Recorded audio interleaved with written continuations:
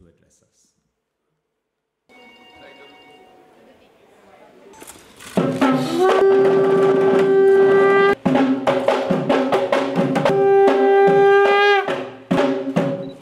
As far as our stock exchange is concerned, after we established in 1985, I was the minister when we got the next round in charge of economic activity, when we had the next round of reforms in 1990. We sent up the share market. Again in 2002, after the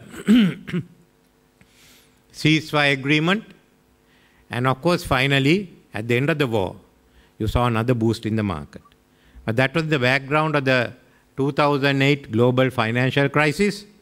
And we have to remember there was the interest rates, the federal interest rates came down, no longer attractive to invest in the West, and Chinese credit was available. Now it's going to change.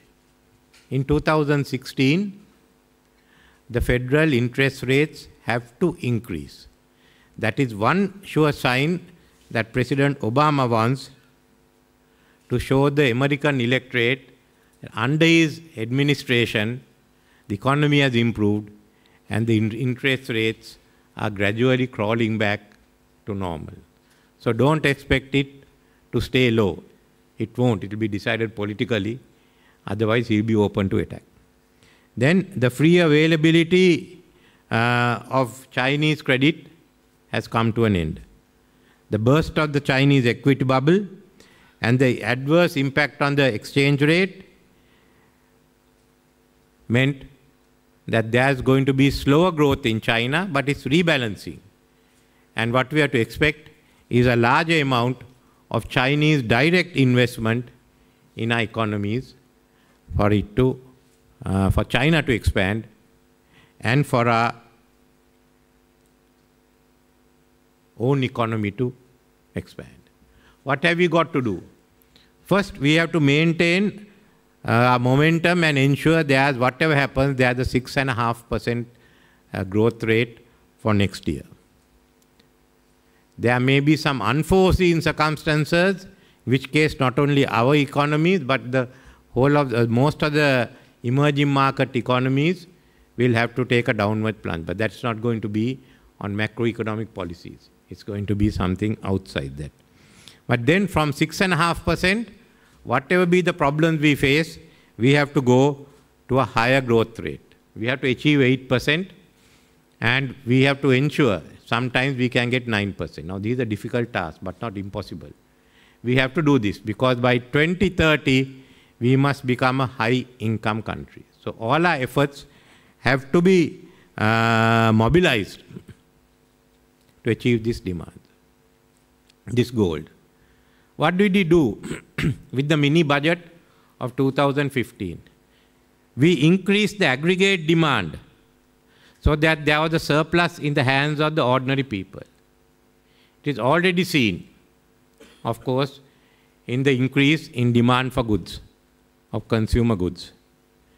But there is still a lot of available and untapped consumable income in our economy, especially in the balance sheets of some of our companies. Now, we have to find ways and means to ensure that all this is directed towards investments. We will have structural reforms to facilitate investment and growth. We want to ensure an expanding and a strong middle class in this country. So it's in this background that the Minister of Finance had to present the budget. As I said, a lot of what happens next year is not in his hands, nor in our hands. It's going to be hands in actors outside this country. You have to remember that. I was reading the report by Modi, the Moody's report, where they were talking of a high deficit. Yes, we will have a high deficit initially.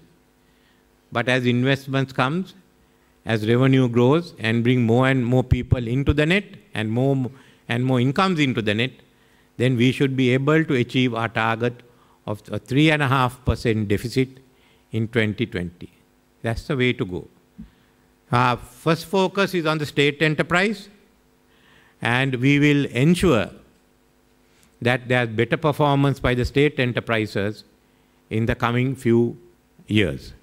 We are keeping the 2020 deficit target, so the state enterprises have to make a contribution to the national economy and to the state revenue. We are also paying attention to the fundamentals of a highly competitive social market economy, which means there has to be free education, there has to be free health, there has to be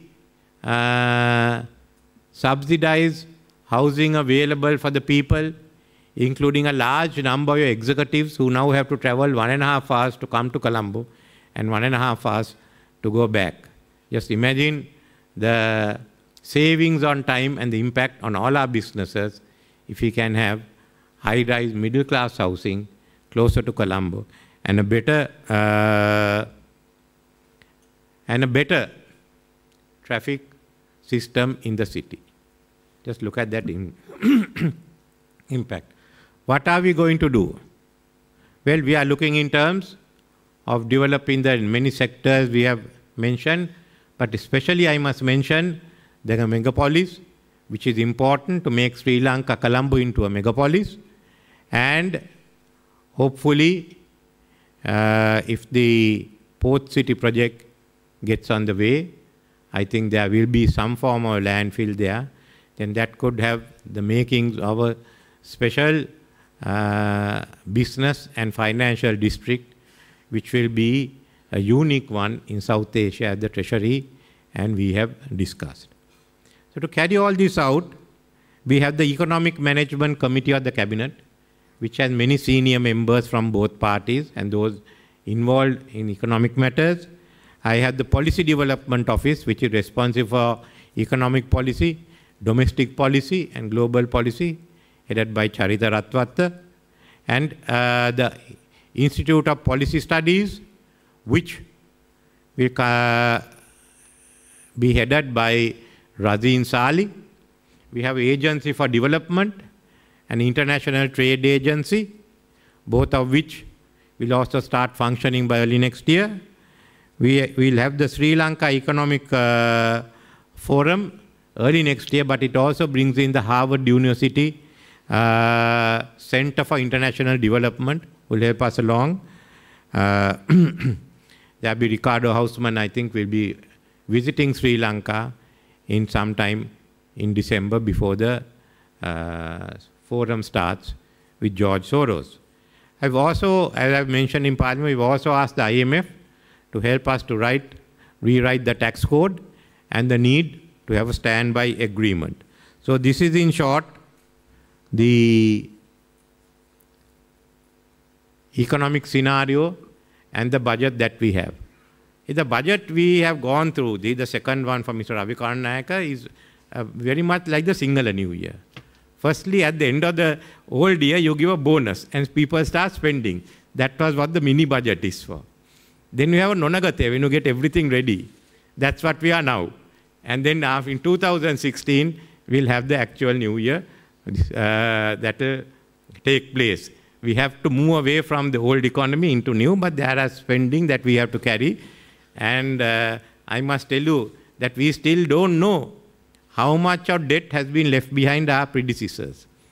So we may have to bring a contingencies liability bill to Parliament sometime next year, and the Parliament will make recommendations for Parliament to decide how the additional revenues are being raised to pay for these expenditures.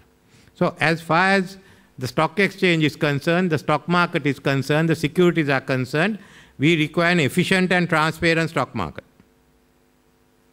And to help this, we are prepared to have some of the public sector entities being listed next year to ensure that there's growth. And then we again will be rebalancing out of the funds that originally came here in emerging markets, which will go back into the Western markets. But to do so, we have to address a few issues. One is, I wanted to see an expansion in the shareholding in this country. The middle class must have a stake. And I am not satisfied. Maybe in the last 5-6 years, the stock exchange has in fact led to a concentration of ownership. Then there are questions of integrity, which we can't run away from, and which we have to address.